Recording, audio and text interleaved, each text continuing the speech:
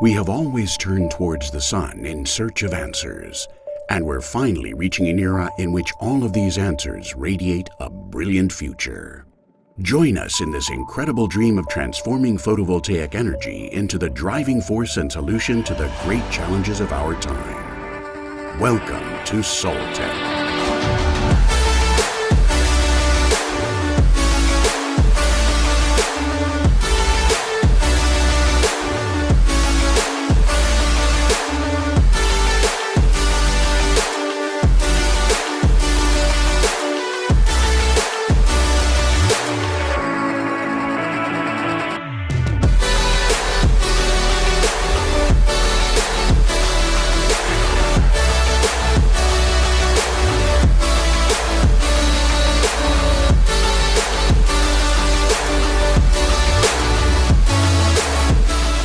At Soltech, we continue to develop and implement the most cutting-edge technologies in solar energy all over the world, so that every single ray of sunlight counts. We share the energy that drives us on this exciting journey towards a cleaner, fairer, and more sustainable world.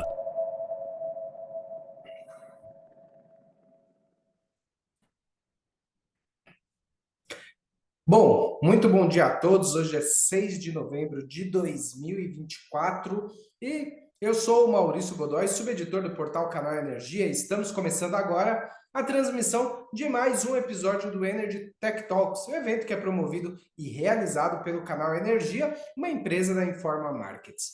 Bom, vamos lá. Esse debate é um oferecimento da Soltech, como vocês puderam ver, e hoje vamos falar sobre os desafios para a viabilização da conexão de usinas fotovoltaicas ao Sistema Interligado Nacional. Então, para isso, né, vou fazer uma breve contextualização aqui do tema, né? Pois no foco de hoje a gente vai discutir a discrepância entre a expansão da rede de transmissão e o crescimento da geração de energia no país, né? Não é à toa, não é todo mundo sabe, a maioria do pessoal que trabalha no setor elétrico já ouviu falar que existe uma sobreoferta no país, né? E essa situação, ela tem gerado obstáculos que são significativos aí para a conexão de novos projetos de geração renovável, especialmente as fotovoltaicas, né? Discutiremos aqui com os nossos especialistas a situação atual do setor elétrico, destacando a falta de infraestrutura adequada, necessidade de modernização da rede e os entraves regulatórios que dificultam a implementação de novos projetos, né? Também vamos explorar aqui as consequências do aumento da demanda de energia e que não está alinhada com a oferta crescente da energia renovável, que é a mais barata, é a que vem mais, que vem direcionando, liderando a expansão do setor elétrico brasileiro nos últimos anos, né? E isso acaba criando um cenário desafiador para a viabilidade dos projetos. Ou aquele termo estrangeiro que estamos nos acostumando a ouvir no setor ao longo desse ano, né, de 2024, o curtailment, ou corte de geração renovável, né? Esse curtailment, né, é apontado informalmente, claro, né, como tema do setor elétrico no segundo semestre de 2024 e que deverá continuar ao longo, né, dos próximos anos, né? A gente vai entender por quê. Só para pontuar sobre o curtailment, né? A consultoria PSR, inclusive, ontem a gente publicou no portal Canal Energia uma reportagem sobre esse assunto. A consultoria afirma que esse é um ponto, que esse tema não é trivial, demanda estudos, avaliações e possíveis alterações nas regras do setor, para as quais se possa chegar a uma solução onde se deve respeitar rigorosamente os direitos dos agentes que já estão em operação comercial ou ainda em fase de construção. Embora o corte de geração esteja atualmente em destaque devido ao aumento em sua frequência e intensidade, né? Ele está na pauta aí no Canal Energia, por exemplo, a gente fala quase que diariamente sobre o curtailment, né? O problema ele não é novo. No Brasil, esse assunto já é discutido há muito tempo. Contudo, nos últimos 10 anos, o crescimento dessa geração, justamente a geração renovável, principalmente com a eólica e solar, deu uma nova dimensão a esse tema por conta dos volumes, perdão, crescentes desses cortes. E qual que é o tamanho desses cortes, né? Os números eles são muito tem uma diferença entre si, né? Por exemplo, segundo a PSR, nessa reportagem que eu citei agora há pouco, já são cerca de 650 milhões de reais aos geradores renováveis. Já a Beólica, ainda no primeiro semestre, estimava aí 700 milhões de reais, mas somente valores relacionados aos seus associados e que, somando com a Solar, aproximava-se aí de 1 bilhão de reais. Bom, esse é um problema que vem do avanço da oferta centralizada e que não encontra espaço na carga, porque durante o dia há sim consumo que não cresce à velocidade esperada no passado, quando os projetos foram contratados no mercado regulado, né? Uma parte desse sintoma, claro, deve ser o avanço da micro e mini geração distribuída, que vem avançando a passos largos, né? Tem competitividade, as pessoas têm interesse, têm investido nisso, né? Eu olhei dados no site da ANEEL agora há pouquinho, né, hoje de manhã. Essa modalidade de geração própria de energia somava ao total, ainda hoje, 33,5 gigawatts de capacidade instalada. Ou seja, né, se fosse considerada uma fonte dentre as que são tradicionalmente consideradas, né, no país, seria já a segunda fonte, já quase um caminho aí para se aproximar, lógico, devido a considerando as devidas proporções, né, até mesmo a hidrelétrica, que tem bastante ainda na frente, mas essa já é a segunda, isso contando que desde 2015 a gente viu o boom mesmo da energia da micro e mini geração distribuída, né? Hoje são cerca de 3,8 milhões de sistemas instalados no país, que geram créditos a mais de 4,2 milhões de unidades consumidoras, diante dos mais de 91 milhões de consumidores do Brasil, ou seja, a GD já tem uma participação, está alcançando uma participação aí em cerca de 10 anos, mais ou menos, de 4,6% das unidades consumidoras do país. Bom, falei bastante sobre curtailment, mas essa equação, sobre GD, curtailment, mas essa equação, ela só se completa, né, quando a gente fala também sobre restrições de transmissão, que duraram um pouco mais de um ano, com desligamento lá de 15 de agosto de 2023, onde 20 gigawatts de carga caíram, né, lá naquele dia. Atualmente, os volumes, desde aquela época, então, o ONS adotou uma forma de operação mais conservadora, segundo os termos do operador, né? E atualmente esses volumes foram recompostos, mas aquela coisa, a oferta cresce muito mais rápido do que o consumo, né? Apesar de mitigações dessa questão do curtailment, a perspectiva é de que apenas em 2030 esse problema poderá ser efetivamente sanado com as linhas leiloadas ao longo dos últimos 2 anos, inclusive um bipolo de corrente contínua leiloado no ano passado, né? Bom, e é sobre conexão também que estamos aqui nessa edição do Energy Tech Talks. Depois dessa breve introdução, vamos apresentar aqui os nossos convidados para esse debate. Estão conosco hoje o Lucas Amaro, que é coordenador de desenvolvimento de projetos da Soltec, com experiência no desenvolvimento de projetos de geração centralizada, distribuída, foco em conexão de usinas fotovoltaicas ao sistema, né? A atuação em fusões e aquisições e comércio de energia no mercado livre e regulado. Nosso segundo convidado, também não menos importante, é o Alexandre Barroso. Ele é manager de energias renováveis da Eneva. E por que Eneva? Todo mundo pergunta, né? Eneva, uma geradora térmica? Não, ele estava na parte ali quando a Eneva adquiriu a Focus Energia, o Alexandre se juntou aí a geradora, né? Ele é um executivo com mais de 20 anos de experiência na área de concessões de ativos de geração, transmissão, distribuição, atuando em M&As, IPOs, due diligence, leilões, desenvolvimento e implementação de projetos, desde sua concepção, construção e geração comercial. Experiência em temas técnicos, ambientais, administrativos, financeiros, corporativos, entre outros. Essa apresentação feita, vamos lá. Antes, só mais um último recado, antes de a gente começar aqui, gostaria de ressaltar que nossa audiência, nosso público aqui, deve enviar perguntas e comentários por meio do botão de Q&A, que está logo aqui abaixo, na tela da plataforma Zoom. Quem está acostumado à plataforma já sabe onde fica, quem não está, é um botãozinho que fica aqui, que tem as duas letrinhas, um pontinho de interrogação aqui embaixo. Fique à vontade para interagir com a gente e eu vou fazer as perguntas chegar a todos os nossos convidados, né? Bom, vamos lá então. Então, para começar essa conversa, eu convido o Lucas Amaro, da Sultec, para introduzir esse tema desse nosso episódio de hoje. Eu falei bem por cima, né? O Lucas, você deu uma apresentação, né? Vamos lá com mais detalhes, com mais informações para toda a nossa audiência. Por favor, a palavra é sua, Lucas. Sim, Muito bom dia, perfeitamente. claro. Obrigado, Maurício. Obrigado pela apresentação. Muito bom dia a todos, né? Primeiramente, eu agradeço a presença aí de todos na live, né? A gente sabe que esse tema de conexão por Temet é um tema que tem sido um desafio, né, para as empresas que desenvolvem projetos, para as empresas que implantam projetos. E a gente vem trazer agora, vou até projetar uma apresentação que a gente detalha um pouco mais, traz um breve histórico a respeito de como a situação chegou na onde está atualmente, né? Eu não sei se já está aparecendo a tela. Pode Agora continuar, sim, Maurício? estamos Ah, vendo. perfeito, maravilha. Então, a gente vai falar dos desafios para conexões das usinas e também sobre curtailment, que é o tema do segundo semestre, como disse muito bem o Maurício.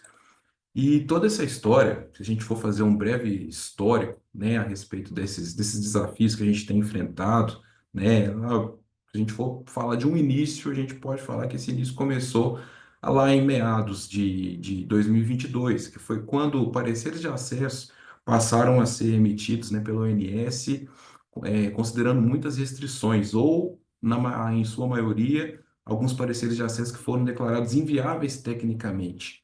Mas o que que motivou isso, né, essa ação do ONS? Foi o excesso mesmo de pedidos, o excesso de pedidos de acesso, o sobrecarregamento do sistema, né, um sistema que não era capaz, um sistema que não acompanhou a expansão da transmissão, não acompanhou a expansão da geração e causou justamente esses problemas aí nas respostas no parecer de acesso, respostas de parecer de acesso inviáveis, né? Então, o sistema interligado ele não era capaz, né, de absorver toda essa geração. Diversas medidas após esse excesso de pedidos, esse excesso de geração, passaram a ser tomadas, né? A gente tem aí 2023, a gente teve atualização, no começo de 23, a gente teve a atualização do fluxograma de avaliação da viabilidade de acesso pelo ONS, onde o ONS trouxe uma nova metodologia de análise, né? Antes o ONS utilizava, né, algumas alternativas para poder viabilizar a conexão de empreendimentos, né, como a utilização de sistemas especiais de proteção, mas a partir desse momento, né, ele passou a não utilizar esse tipo de alternativa, né, e começou a vincular a conexão dos empreendimentos, né, primeiramente, a liberar a conexão dos empreendimentos, quando eles não causassem problemas de carregamento ou tensão no sistema, ou então quando, mesmo causando problemas de carregamento ou tensão, houvesse uma obra prevista para solucionar esse problema. Na sequência, já vindo nesse histórico que a gente está trazendo, houve a publicação também da Resolução 1065, que é do Dia do Perdão, que nela conteve, né, além da descontratação e diversos projetos que certamente não iriam para frente, não iriam avançar, ela também previu a possibilidade de projetos que lá atrás, lá em 2022, tiveram parecer de acesso negado, né, ou com alguma restrição, pudessem usufruir dessa margem remanescente.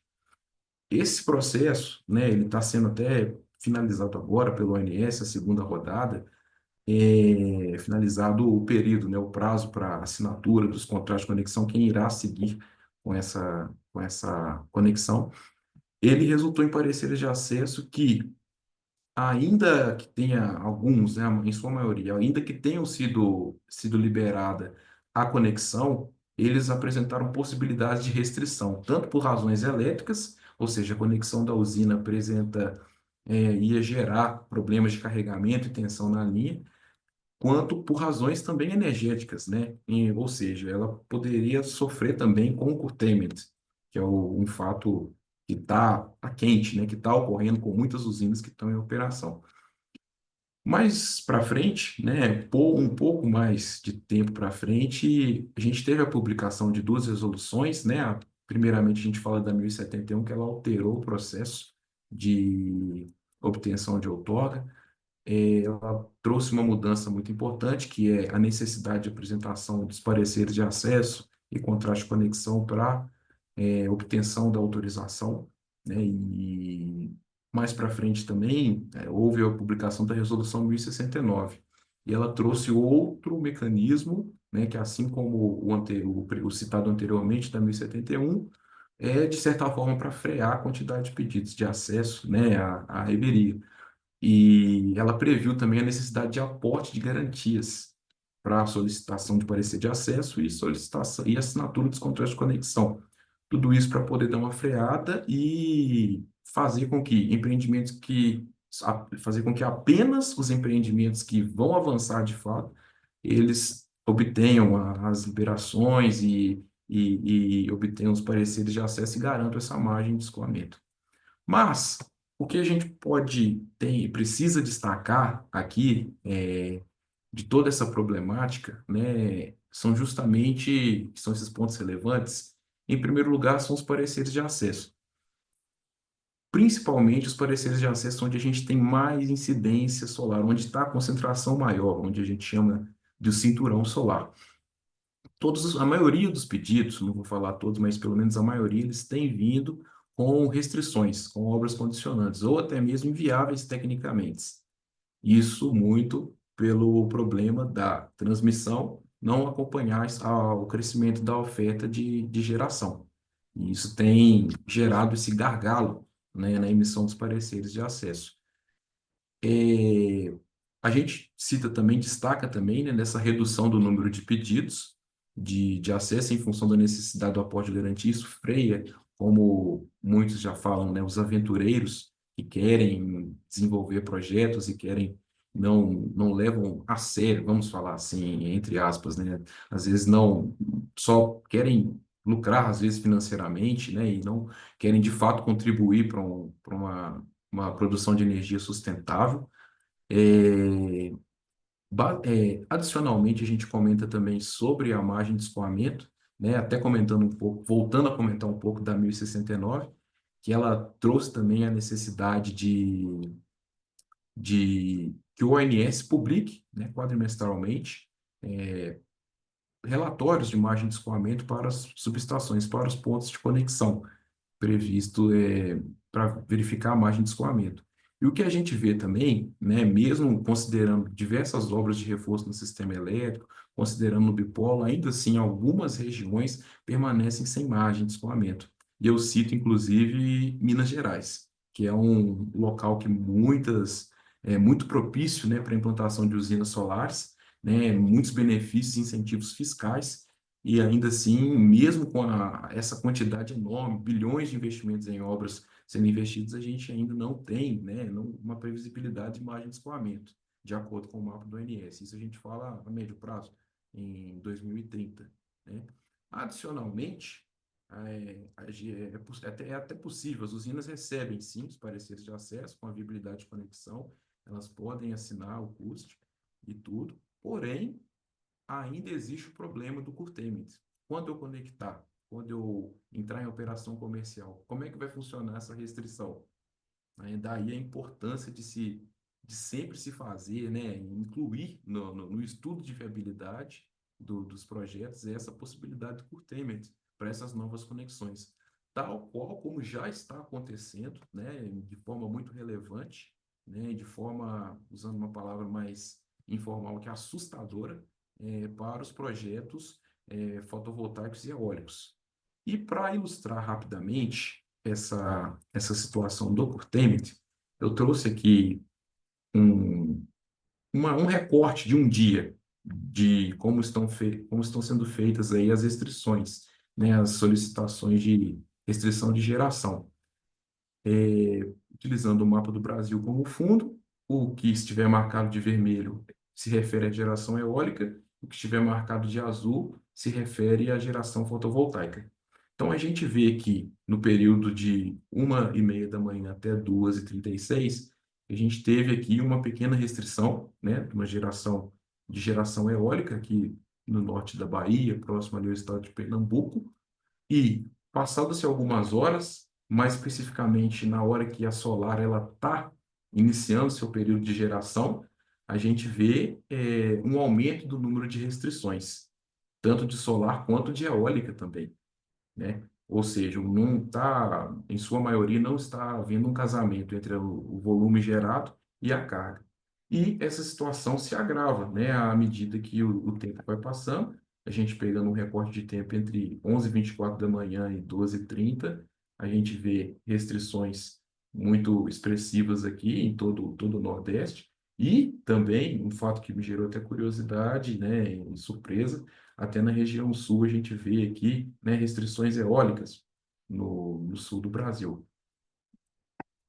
Avançando um pouco mais no recorte de tempo, a gente, entre as 14h42 e as 15h48, a gente vê, mantém-se, né, o avanço das restrições de geração, mas a partir do fim do dia a gente vê que vai diminuindo.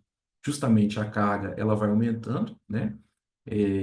Considerando aí os horários de pico, então a carga vai aumentando, a geração também vai se reduzindo durante esse período, principalmente a solar, que a solar ela tem um período muito curto, né, vamos dizer assim, de geração, então ela vai se reduzindo, e até quando a gente pega um lapso temporal de fim de dia, a gente retorna, né, a uma pequena geração aqui no norte da Bahia, né, em relação à geração eólica, que aqui tem condições de gerar durante todo o dia.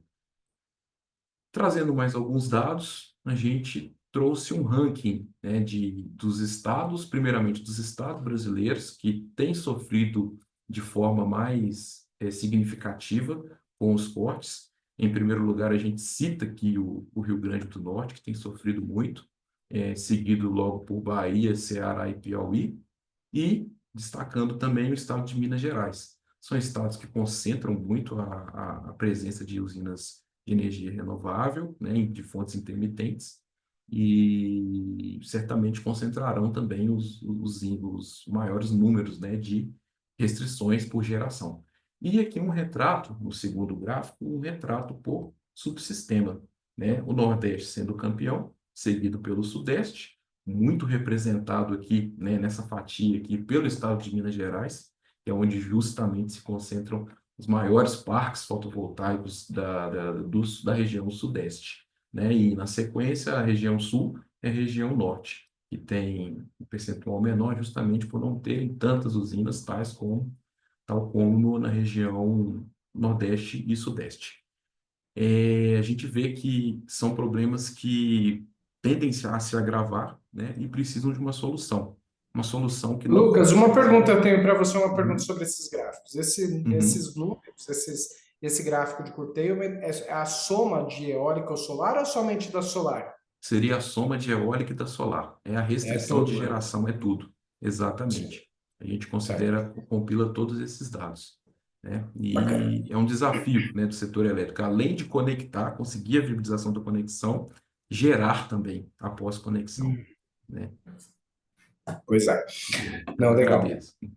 Obrigado você, eu que agradeço, Lucas. Agora a gente já viu aí essa introdução aí do Lucas, né, com todos esses dados, né? Ele acabou reforçando só aquela breve passagem que eu fiz, colocou em números aí, né? Só que agora a gente vai falar com o nosso outro convidado, o Alexandre Barroso, da Eneva, né? Que é quem vive as dores dessas questões de conexão à rede, né, o Alexandre? Obrigado por estar aqui com a gente também durante esse Energy Tech Talks.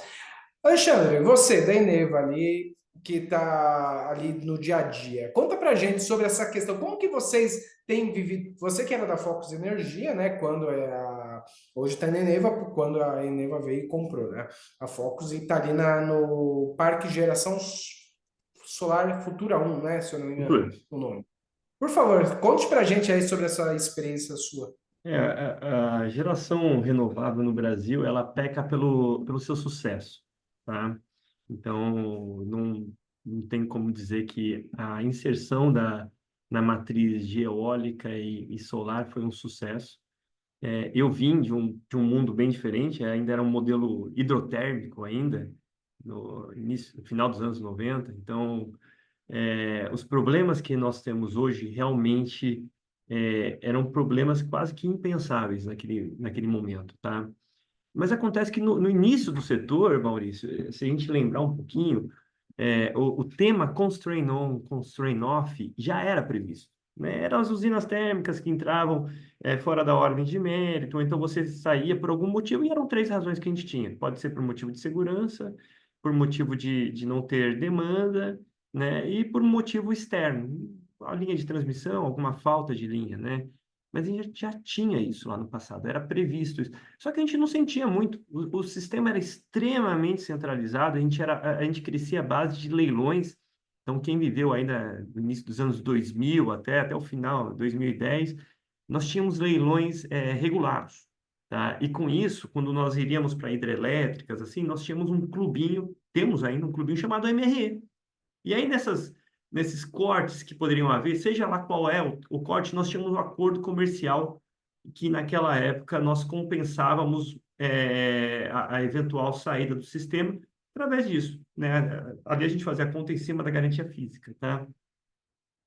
Com o sucesso da abertura de mercado, e aí entrando efetivamente em autoprodução, atendendo a clientes finais, que foi muito bom, e está sendo bom, né? Nós começamos a ter uma descentralização e realmente o ONS ele acabou ficando um pouco perdido nessa questão, pois ele não tinha o controle efetivamente do que efetivamente ia ser gerado em função da demanda. A demanda já contratava diretamente a sua geração, e não era mais uma coisa centralizada, né? A gente estava aos poucos deixando o sistema mais liberal, né? Então a carga e a geração agora elas eram quase autônomas, tá? Isso em paralelo, tá? Nós tínhamos ainda a questão da geração distribuída que você bem abordou, tá? Geração distribuída, eu lembro no início, assim, lá na Focus ainda, a gente começou a atuar ainda com hidrelétrica, fazer CGH, né?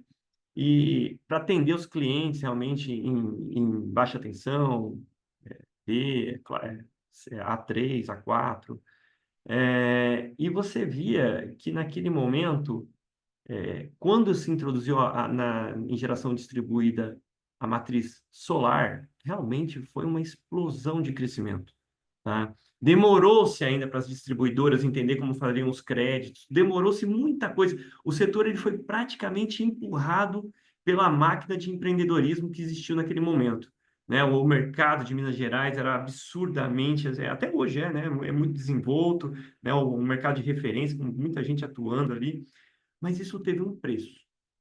Quando você atua na base do sistema, diretamente no cliente, você novamente acaba atacando indiretamente a capacidade de planejamento do setor de fazer leilões regulados. Então, não é à toa que nós não temos leilões regulados há, sei lá, 10 anos, alguma coisa assim. Então, hoje, realmente, a necessidade de leilão regulado acabou sendo trocada por uma outra questão, a necessidade de capacidade do sistema, que é diferente da energia. Então, a gente vive aqui na Eneva as duas pontas, né? Vender energia e entregar confiabilidade no sistema, que é a capacidade que aí as térmicas fazem isso, e outros elementos do setor que você pode introduzir podem fazer isso, tá? Então, aqui, só rememorando aqui o que o Lucas colocou, muito bem exposto, é de que nós vivemos hoje um crescimento, um sucesso que nós fizemos e que agora nós temos que ajustar, fazer algumas correções. Algumas vão ser mais severas, tá? Então, eu já começo falando assim uma coisa para todos, temos que entender a questão do constraint on, constraint off, ou então apelidado de curtailment, né? A regulação prevê constraint on, constraint off, tá? E aí pelas razões em si, essas são as razões por segurança, por demanda ou por restrição, tá? Mas é algo que vamos discutir aqui, é que o empreendedor sério tem que prever isso no seu base case, com soluções que vão ser de valuation ou soluções que vão ser técnicas, tá? E ele tem que avaliar o contexto do risco do seu empreendimento. Antes, o Brasil é um país continental. Então, nós crescemos na base de que o consumo ele vem do Sudeste e a geração vem do Nordeste. Temos que rediscutir isso, porque isso implica que a energia não é transportada por Wi-Fi precisa de linhas de transmissão. Isso é RAP, e RAP implica em aumentar a tarifa, tá? Então, esse descompasso, e detalhe, para a EPE, quem acompanha a EPE nos leilões de transmissão sabe que planejar transmissão é um ato hercúleo, que passa pelo R1, R2, R3, R4, até chegar num leilão, isso demora 10 anos até. Então, o planejamento do setor na área de transmissão, nós temos que entender, tecnicamente, ele não consegue ser rápido, né? Adiantando alguns pontos, Rio Grande do Norte tem um sistema crônico, tem um problema crônico ali de transporte de energia, e é previsto hoje em R1, quem entrar no site da EPE, vai ver lá que tem um bipolo para ser feito um segundo bipolo, não é esse que está sendo, é um segundo bipolo. Estamos há 2 anos aqui falando sobre esse R1 que teria que ser feito para desovar essa energia, né? E 2 anos que a gente não passa por isso. E ele não é uma questão de querer, é que ele realmente tem que ver a viabilidade alinhada ao TCU. Então, temos que entender também a visão da EPE, que isso tem que se mostrar viável para o consumidor final, para o cliente cativo, tá? Então, esses desafios a gente tem que colocar aqui de uma maneira geral, seja o crescimento, a demanda mitigada por efeitos de geração distribuída, falta de crescimento do Brasil, a transmissão que ela cresce, ela tenta antecipar, mas ela tecnicamente ela não consegue ser tão rápida quanto a geração. Está aí a GD que mostra isso, está aí as usinas eólicas e solares que hoje são base do sistema, se você juntar tudo isso é gigante, tá? Então, temos que entender esse contexto entre oferta e demanda e entender que as fontes têm particularidades diferentes, que uma fonte, ela às vezes não consegue entregar a confiabilidade que o sistema precisa. Inércia de sistema, formação de rede, esse é um tipo de coisa que nós temos que começar a discutir. Serviços ancilares na ANEEL é uma coisa que a gente discute há 20 anos, até hoje não tem uma regulação específica. Mas está aí o leilão de baterias para a gente começar a discutir isso.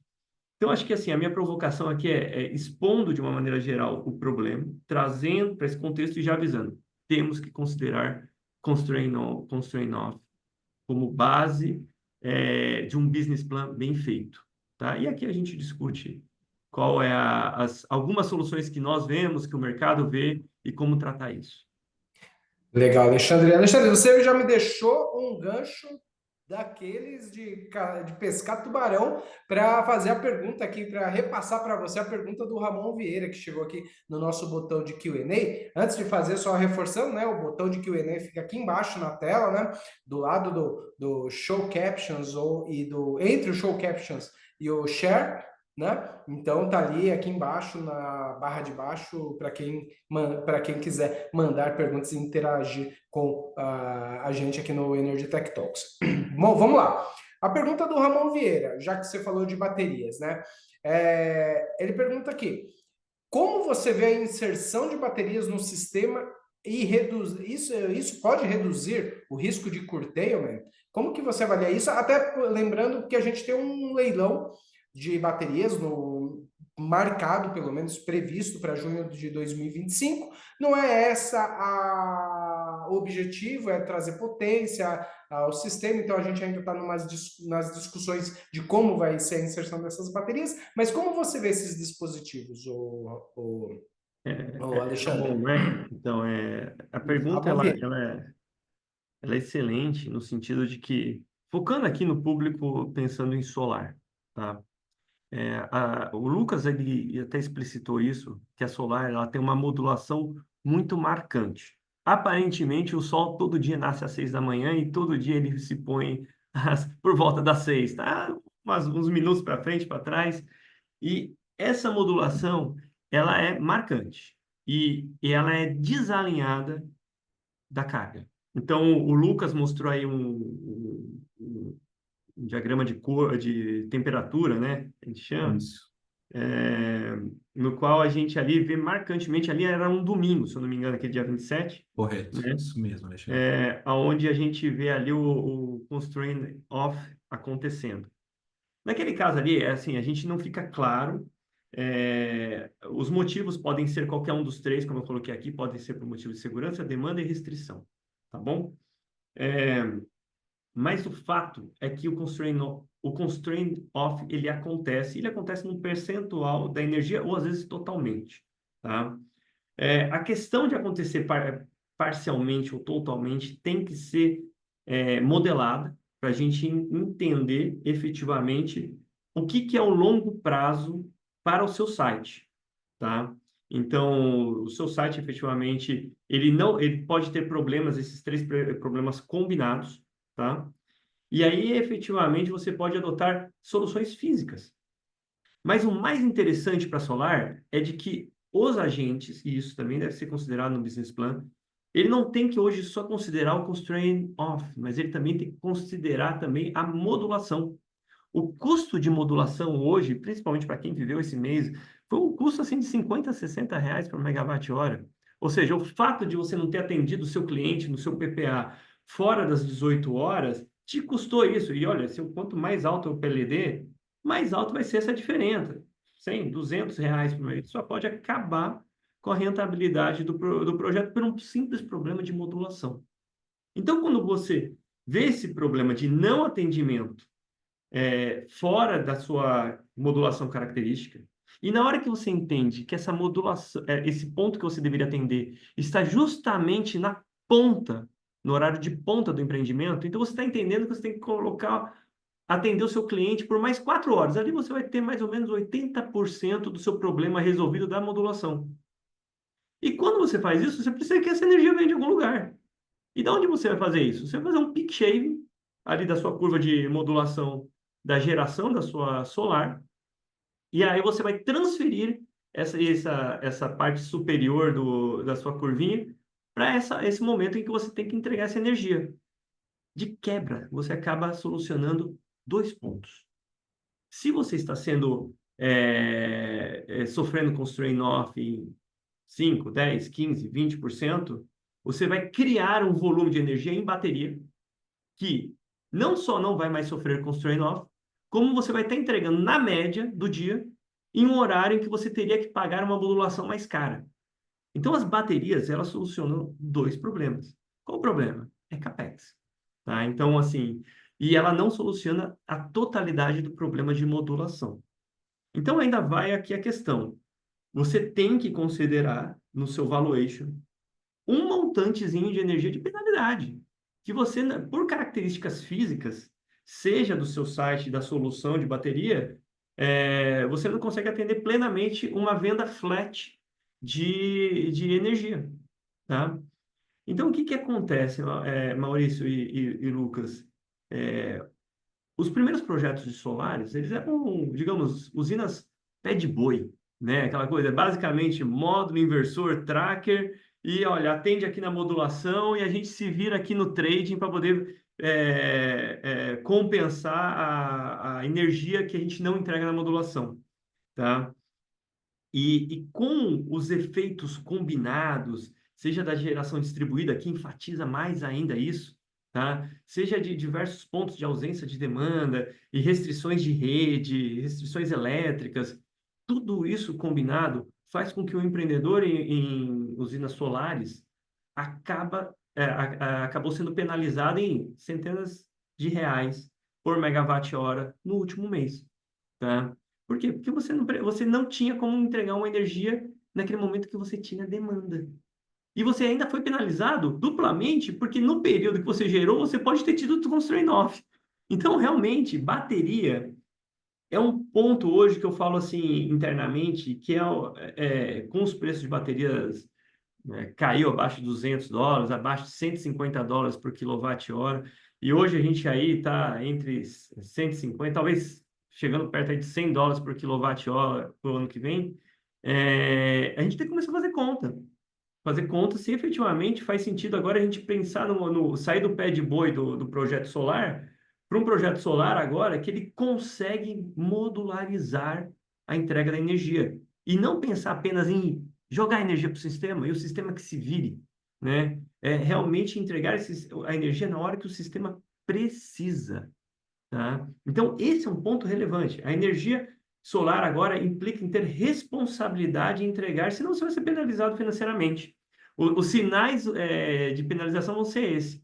tá? Existem outros sinais, sinais locacionais. Então, hoje a geração está muito concentrada no Nordeste.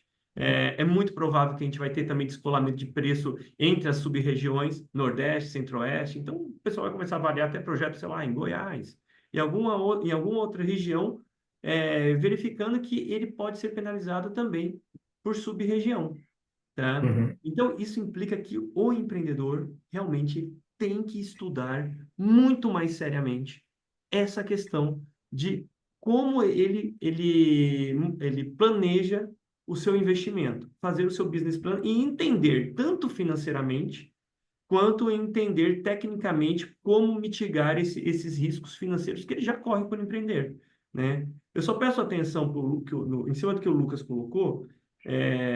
As pessoas têm que entender ali que tem a Resolução 1073 de 2023 da ANEEL, que é onde já preconiza os tipos de constraint off que o agente pode sofrer, tá? Então, é muito bem determinado pela ANEEL, né? Sendo que os dois primeiros tipos, né, ou seja, por segurança ou por demanda, não carece de ressarcimento, tá? É só por restrição de transmissão e em casos extremamente particulares em que você pode ser ressarcido a PLD.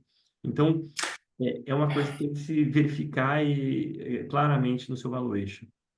Não, realmente, a menor parte, só para completar, né? Realmente, a menor parte dos cortes de geração tem sido elegíveis ao ressarcimento. A maior parte fica risco do gerador, né? Essa que é a Tem um histórico de 2 anos, Maurício, que as últimas restrições, esse histórico é da PSR, tá? Então, os últimos 2 anos, 63% dos cortes foram por confiabilidade. 20% por demanda e 17% por restrição, aí sim, restrição de técnica. Sim. Bom, vamos lá então. Eu acho que é um assunto, lógico, esse é um assunto bem extenso, né? Mas vamos continuar. Aqui tenho duas perguntas que eu queria fazer para o Lucas. Uma veio da Andréa Reis, que ela tem uma dúvida sobre a sua apresentação, Lucas. Ela quer saber por que no Rio Grande do Norte e Bahia estão se destacando em relação aos demais estados, né? Naquele gráfico de pizza ali que você mostrou, Uhum. onde tem os dois maiores, né? Mas aí, outra coisa, né? Você vê que no gráfico do mapa, você tem uma linha quase que reta ali, né? Que traz o eixo, o grande eixo dos cortes ali. Por que existe isso? Outra pergunta aí do Cristiano Schiller, perdão, Cristiano, se eu pronunciei corretamente ou não o seu nome, ele diz aqui que agora em geração distribuída, né? Tivemos alguns problemas de parecer de acesso junto a alguma distribuidora da Energisa. Como trabalhar também junto a essas concessionárias, né, para que elas estejam organizadas e possam dar o apoio necessário para fazer acontecer essa conexão? Bom, respondendo lá primeiramente a primeira pergunta, né, e falando também sobre a localização dos cortes, como você citou, Maurício, eu vejo que como as restrições elas estão concentradas, né, no estado do Rio Grande do Norte e da Bahia, uma pelo excesso, né, é muita geração que tem lá na região, tanto eólica quanto solar, eu acho que mais ainda eólica, né, a gente tem grandes parques, uma quantidade muito grande de parques na região, é, e tudo isso associado a uma carga não tão alta, né? Muita oferta de energia para uma carga não tão alta. Isso já é um fator que faz com que esse número essa restrição seja mais forte ali. Outro ponto também é o sistema elétrico, né? É necessário, para haver menos cortes ali na região, na minha visão, precisam de haver mais interligações, né? A gente está falando ali vamos falar, de uma ponta do país, um sistema que está na ponta, não é um sistema que está no meio do sistema interligado nacional, né? Eu digo assim, geoeletricamente falando. Então, consequentemente, por não ter, por o número de interligações não ser tão relevante, a gente vai ter mais cortes ali de possibilidade de restrição de geração. Sobre a questão do mapa, né, a gente tem ali o famoso cinturão solar, né, que ele tá se estendendo, e eu acredito que ele pode se estender cada vez mais, né, indo ali mais para a região do centro-oeste. muito pelo aumento, né, do número de projetos que estão sendo desenvolvidos, principalmente ali na região do Mato Grosso do Sul, é o que a gente vê, por exemplo, nos pedidos de acesso do ONS, na fila de parecer de acesso. Então, é justamente o local onde os empreendimentos estão sendo implantados. O local onde eu tenho recurso solar e um local onde eu tenho recurso eólico. A gente vê uma grande massa de, de usinas eólicas limitadas, né? A cor vermelha que simbolizava a energia eólica muito presente no norte, nordeste do Brasil, e à medida que a gente vai descendo ao sul do Brasil, quando o recurso eólico ele vai ficando um pouco menor e vai se sobressaindo o recurso fotovoltaico, o recurso solar, a gente vê o aumento das bolas, né, das linhas da marcação azul. Então, é justamente onde a gente tem um recurso, onde a gente foi instalando as usinas, né? O planejamento da expansão por parte dos investidores foi basicamente buscando melhor fonte, uma melhor fonte de recurso de geração, né? A fonte solar, a fonte eólica, né? E infelizmente, né, nesses locais ou na maioria deles, o sistema elétrico ele não estava tão capaz de receber tanta geração como foi implantado, foram desenvolvidos os projetos, né? E esse seria o motivo. E agora, indo para a terceira pergunta, né, em relação a, aos pareceres de acesso, se não me engano, geração distribuída, é isso mesmo, Maurício? Em relação à geração Isso, distribuída, exatamente. A pergunta aqui, deixa eu achar aqui, é do aham, Cristiano Schiller, ele teve dificuldade, problemas de parecer de acesso realmente junto à parecer de acesso. Uhum, né? E quer saber como trabalhar junto às distribuidoras para que elas estejam organizadas e possam dar o apoio necessário para fazer essa conexão, né? Para que isso uhum, realmente não seja um problema, um empecilho aí, né? uhum. A minha visão é que eu acho que a primeira coisa que precisa ser feita é o dever de casa interno da empresa, né? Que é justamente você fazer estudos internos para que você tenha subsídios para chegar para a distribuidora e poder conversar com ela, né? Porque a análise a distribuidora vai se pautar muito na regulação. E o que que a regulação diz hoje, né? Indo para o lado da GD. Se tem inversão de fluxo, você não vai ter o acesso à injeção liberada, ou então, em alguns casos, como a gente já viu, você vai poder gerar sua usina solar de 7 da noite às 9 da noite, que é quando não tem sol, né? Então, é, por esse lado a gente vai encontrar um pouco de dificuldade, mas eu acho que por meio de estudos e argumentos consistentes, né, que demonstrem que o problema não é evidenciado com a conexão da geração distribuída, né, e isso sendo apresentado para a distribuidora, eu acho que sim, é possível, por meio desses estudos, primeiro fazendo dever de casa, por meio desses estudos, a gente conseguir achar uma solução comum.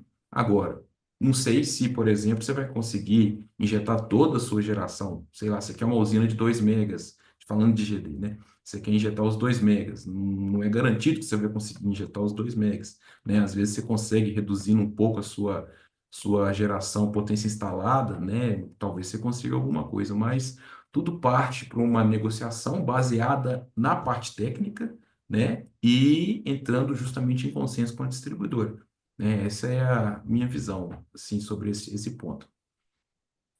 Legal. Outra pergunta aqui, acho que para os dois aí serve, né? Tanto o Alexandre quanto para você, Lucas, veio do Rodrigo Machado. Ele diz aqui, ó, todos os players do mercado estão contando com a entrada dessas soluções após 2029, né? Aí vem a pergunta: não estamos subdimensionando mais uma vez o problema? Eu acho que ele se refere aí a essa questão da transmissão, né? Deixamos a transmissão para entrar em 2030, mas vem uma avalanche de, como é normal, né? A gente ter novos projetos, haja vista ou a corrida do ouro, né? E todos aqueles quase 200 gigas, né? Ou cerca de 200 gigas cadastrados na ANEEL. Isso pensando só em geração centralizada, descontando ainda a GD, porque a gente nem sabe quanto que existe de qual é o potencial de AGD aí, que a gente sabe que o potencial é quase infinito, mas é muito grande. Mas eu acho que pensando na centralizada, qual é a avaliação de vocês, Lucas e Alexandre? Permite aqui, Lucas? Sim, Por Alexandre, favor. fica à vontade. É, acho que a pergunta ela é bem interessante, chegando no ponto de que a gente tem que entender os motivos do sucesso, tá? Como eu mencionei. Então, a Solar realmente, como você mencionou, Maurício, chegou nesses 200 GB, porque realmente houveram, digamos, developers. E o mercado precisa de developer, tá? Eu não sou aqueles caras, o developer não. Não, eu acho que precisa realmente. Ele gera liquidez no mercado. É importante o developer, a figura do developer. Ele começa a ser nocivo quando ele começa a requisitar elementos da sociedade que exigem investimento. Então, quando o developer ele cria um projeto e ele tem um parecer de acesso em que o ONS ele prevê aquilo como algo que vai acontecer, né? E aí eu tô falando tanto isso vale para geração quanto para carga, viu? Então, o data center é um negócio que a gente tem que ver, mas assim, tem 10, 15 GB aí, será que tudo vai acontecer? Então, é a mesma pergunta. Então, quando você vê o INSS, vê o custo assinado, e é um custo que não precisava de ser pago, tá? Ele já prevê que aquele efetivamente vai acontecer efetivamente. Então, ele precisa de reforços, reforços futuros. Ele coloca lá para a IPE, ó, faz no seu planejamento, faz o R1, R2, R3, porque eu estou vendo aqui, eu tenho um custo assinado. O elemento de entrada no INSS é o custo assinado. Ele não fica vendo, fazendo pesquisa para os empreendedores. Não, 200 GB. Ele sabe que nem tudo isso vai acontecer, tá? Então, quando você vê esse mundo que aconteceu e depois foi restringido pela resolução que o Lucas colocou com a necessidade de garantia, aporte de garantias, a gente tem um movimento muito interessante em solar. Saiu daqueles 200 gigas e quando saiu a carta no passado de quem tinha interesse, acho que caiu, sei lá, para 80 gigas, que tinha interesse efetivamente.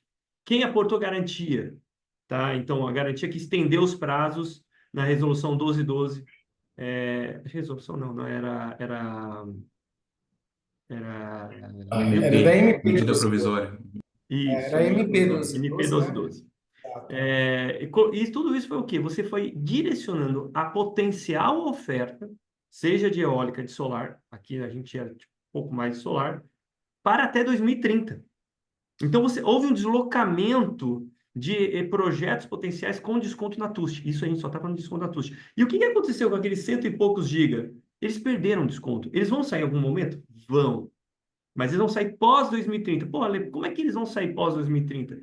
Porque em termos econômicos, vai sair antes aquele que tem desconto na TUST, aquele que pode ofertar para o cliente final o que tem desconto na TUST. Então, isso até é bom para o pessoal que vende equipamento, então que está comprando PPA, porque agora ele sabe efetivamente quem tem garantia e que vai fazer até 2030, efetivamente, é nominal, tá? Se você olhar lá a disposição da resolução, é nominal quem aportou essas garantias. Então, a primeira coisa do ponto de vista da oferta, você tem esse deslocamento, mas aqui a gente está falando de utility scale. E aí a gente tem um bicho meio arredio, que é o bicho da GD, tá? E aí o bicho da GD, ele foi também um pouco mitigado, bicho no sentido positivo, tá, gente? Eu sou entusiasta até da GD, eu acho que ela ainda tem muito a colaborar. Quando eu vejo o mercado alemão e o mercado californiano, eu acho fantástico. Falta bateria ali para poder dar flexibilidade, mas quando você olha o ponto de vista da GD, ela também recebeu já um pouquinho de de controle. Foi o quê? Na hora que começa a pagar TUST. Então já tem uma curva de pagamento de TUST e conforme isso vai tirando, digamos, não a viabilidade do projeto, mas vai minimizando aqueles retornos fantásticos que a gente tinha antes e aí você acaba tendo mais controle sobre o que entra. Eu ainda acho que vai entrar muita coisa, o sistema aponta que vai entrar muita coisa, tá? Então, a gente está minimizando a curva de crescimento da GD, a gente deslocou a de utility scale, então, do ponto de vista da oferta, a gente controlou. O que a gente está colocando no meio do caminho é uma nova capacidade do sistema responder a essa energia intermitente, esse bloco de energia intermitente, que é o leilão de capacidade, de dois pontos de vista. Estrutural, você fazendo um despacho de longo prazo, aí tem as usinas as térmicas que vão acontecer também ano que vem, era esse ano que vem, e do ponto de vista de curto prazo, que é as baterias, tá? Servindo até de com serviços ancilares. Ainda está em discussão a minuta, né? E também carece ainda de uma resolução específica da ANEEL. Esse leilão não ocorre sem essa resolução, então aqui já vai puxão de orelha para a ANEEL, que tem muita coisa para fazer, efetivamente, né? E está carecendo de pessoas lá, mas nós precisamos disso para que o leilão ocorra, tá? Então, Legal. essa é a correção. E do ponto de vista de Uhum. consumo, nós temos a questão de que entre 28 e 29 a gente acredita que vai começar a ter uma equalização entre oferta e demanda. Por isso que as coisas estão se protelando, por isso que o pessoal de utility scale está indo mais lento, né? O que que não está nessa conta? Não está nessa conta coisas imprevistas como hidrogênio verde, data center, tudo isso pode mudar o jogo, tá? Então temos que acompanhar esse tipo de coisa. Legal. De certa forma, assim, passou bem por cima da pergunta da Patrícia Araruna, que manda aqui sobre perspectiva e viabilidade de data centers no Brasil. Eu acho que aí a gente consegue mais uns 25 minutos de Energy Tech Talk, só que a gente não tem esses 25 minutos adicionais, perdão. Bom, ô Lucas, você queria comentar sobre essa questão que deixa eu achar aqui, do João Marcos, não, desculpa, do Rodrigo Machado, Uhum. Então, sobre só para 2029? complementar, eu acho que as colocações do Alexandre foram perfeitas, né, e se encaixaram muito perfeitamente com a resposta. Mas, só para complementar nessa questão das cargas que podem chegar e que eu acredito, particularmente, que vão chegar, né, vão contribuir muito, né, para que haja um casamento entre oferta e demanda de energia, associado justamente à expansão da transmissão, que tem previsão de conclusão para esse horizonte de 2030, né? E a verdade é que, no futuro, como sempre vai haver essa expansão, né, de geração, é o que eu acredito, essa expansão está longe de se finalizar, ainda assim vão ser necessários mais reforços para atender tanto a expansão da geração, mas não se esquecendo também das cargas do hidrogênio verde e dos data centers também, né? A gente vai ter que se preocupar também em buscar soluções que atendam ambos, tanto as cargas quanto a geração, né? E vai requerer, as obras vão ser suficientes? Eu acredito que sim, vão ajudar, pelo menos ajudar muito, mas ainda assim terão que ser previstos, terão que ser estudados novos casos, incluindo essas novas cargas, né, que estão para serem inseridas, né? E uma oferta adicional de geração. Por quê? Se a coisa começa a dar certo, a gente vai atrair cada vez mais investimentos, tanto em data centers quanto de hidrogênio verde. Legal. Bom, gente, a gente está encaminhando, falta 2 minutos para as 11, a gente então tem que se encaminhar para a reta final dessa nossa transmissão. Eu então gostaria de pedir as considerações finais aí para esse episódio, né, esse debate, não para o debate, né, porque como eu disse, esse debate ainda vai se estender bastante, pelo menos até 2030 aqui, como a gente está vendo aqui, né, que é um horizonte aí bem, quando a gente pensa em setor elétrico, né, 6 anos para o setor elétrico, pelo menos na época das hidrelétricas era amanhã, né, hoje com as fontes intermitentes muito mais rápidas de instalação, pode ser um pouquinho mais, né, não é tão imediato assim. Bom, então eu queria fazer uma mesma pergunta para vocês, né? Que é sobre como é de consideração final, né? Eu queria perguntar, diante de toda essa nossa discussão, as perspectivas, vocês avaliam que são positivas, apesar desse cenário que a gente discutiu aqui de curtailment, falta de transmissão e carga que não bate com demanda? Como que vocês veem esse momento do setor elétrico brasileiro, as perspectivas para esse setor lá nesse horizonte de 2030? Lucas, já que você está na tela aqui para mim, pode Uhum. começar? Perfeito, posso sim. É, Perspectiva eu vejo como positiva, no seguinte sentido, a gente acredita, né? A gente precisa, o Brasil precisa de energia, os países precisam de energia para crescer, o Brasil precisa de energia para crescer, né? Ou melhor, o crescimento do Brasil requer energia, né? E como a gente confia, né? E acredita que as coisas vão melhorar, a gente tem boas perspectivas de novas cargas para chegar no Brasil, né? A gente torce para que o cenário econômico ele melhore, né, com o passar dos anos, né, e aumente a produção industrial. Então, eu entendo e torço para que haja demanda de energia e, complementarmente, haja o incentivo, né, por parte do governo e o incentivo por parte e a disposição, na verdade, das empresas, dos empreendedores em atender essa demanda, né, em investir, né, e lucrar aqui no Brasil por meio dos investimentos, né? Problemas a gente vai enfrentar, a gente está vivendo, por exemplo, esse problema do Consternedorf, mas eles só vão ser resolvidos quando todas as partes se juntarem, governo, associações, empresas privadas, né, os agentes do setor todos. Se houver uma ajuda, uma força-tarefa, né, do qual a gente não, vamos dizer, a gente não empurre para o outro a solução do problema. Ah, você tem que fazer isso, você tem que fazer aquilo, né? Ah, por exemplo, a ANEEL tem que prever tal uma resolução para regular, ressarcir tudo, constraint off. Eu acho que tudo parte de uma solução conjunta com o apoio de todos os agentes do setor, né? Com a gente cedendo, né? De um lado, ganhando de um outro, para que a gente possa ter, para que essa perspectiva, na verdade, seja ainda melhor. Legal. Alexandre, suas considerações, como você, do lado do empreendedor, do investidor, como você vê a perspectiva? Gente, a gente empreender no Brasil é ser um eterno otimista, tá? Então, mas a gente tem que ter, obviamente, responsabilidade. Então, sendo de uma maneira bem objetiva, a gente tem que separar o problema aqui, vamos separar em curto, médio e longo prazo, tá? No curto prazo, o constraint off, né, os problemas de conexão é um problema crônico, de difícil resolução no curto prazo. Praticamente, eu já prevejo judicializações aqui, tá?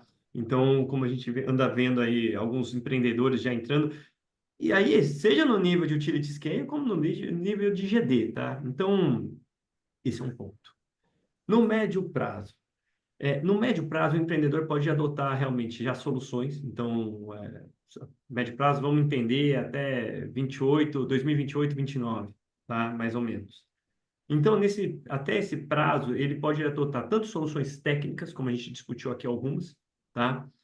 Deslocamento da curva de modulação através de baterias, adequação do seu projeto, até mesmo de critério de investimentos. Vou fazer lá em Xique, na Bahia. Todo mundo sabe que tem construir nova. Eu vou fazer lá em João Câmara, Rio Grande do Norte. A gente sabe que está complicada a coisa lá. Então, vamos priorizar aonde realmente tem mais margem de escoamento. Então, você tem que tomar uma decisão como empreendedor racional. Não force só porque o seu fator de capacidade lá é melhor. Não force só porque você tem uma condição técnica civil melhor lá e um recurso que vai ser associado a um projeto que, em planilha, é fantástico, tá? E associado a isso, aonde você vai decidir por investir, adote premissas de constraint off que vão acontecer, tá? Então, aí, várias consultorias fazem esse trabalho, tá? Principalmente nesse curto prazo, eu já vejo esses estudos acontecendo. Eu vejo pessoas adotando entre 7% e 15% nesse cenário, tá? Até 2029 em planilha, isso se você não tem uma solução de bateria, tá?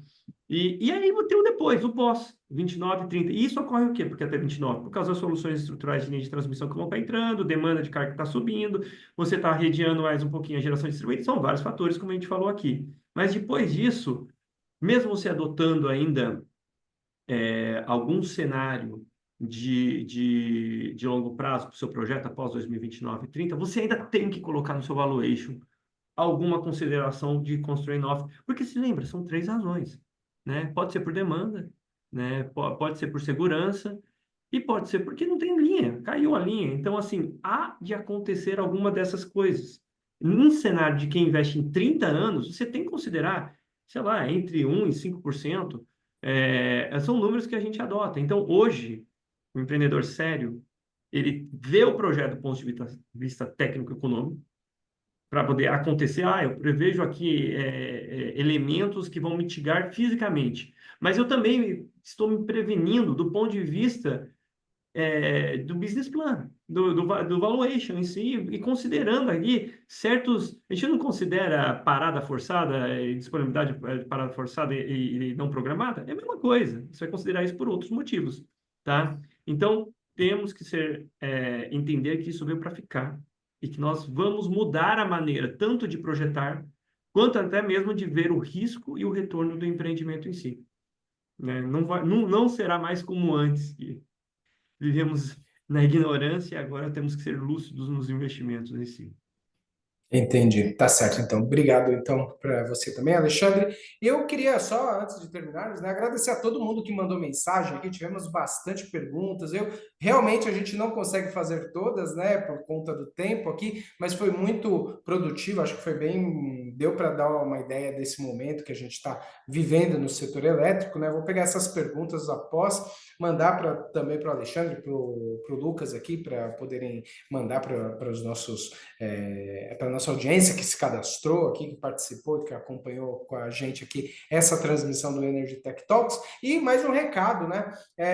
Daqui a alguns dias esse episódio vai estar disponível lá no nosso canal do YouTube, do Canal Energia, que é o TV Canal Energia, e lá você acessa toda a playlist dos Energy Tech Talks que a gente realizou, né? E esse aqui não será diferente, estará lá. Lucas, a gente tem aqui a maioria dos pedidos aqui foi para você, perguntando se poderia compartilhar esse material. Aí fica o seu critério, né? Ou a gente tem aí também, vai ficar esse episódio vai ficar lá no nosso canal do YouTube. Então, dados esses recados, né? Eu agradeço a todos vocês que estiveram com a gente aqui, aos nossos painelistas, o Lucas e o Alexandre, por esse bate-papo. E, claro, agradeço vocês do nosso público que acompanhou, interagiu e mandou perguntas.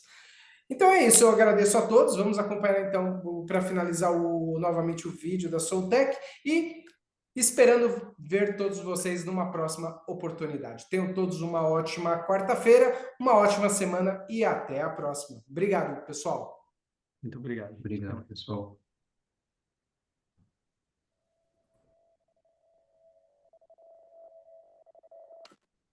We have always turned towards the sun in search of answers, and we're finally reaching an era in which all of these answers radiate a brilliant future. Join us in this incredible dream of transforming photovoltaic energy into the driving force and solution to the great challenges of our time. Welcome to Soltec.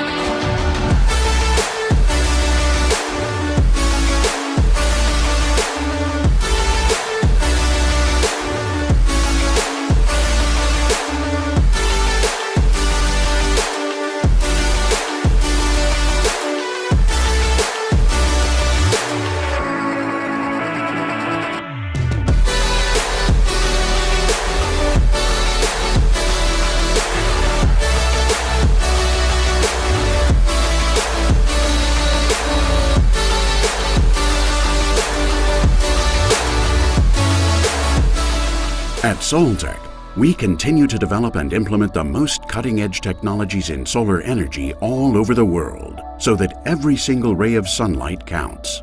We share the energy that drives us on this exciting journey towards a cleaner, fairer, and more sustainable world.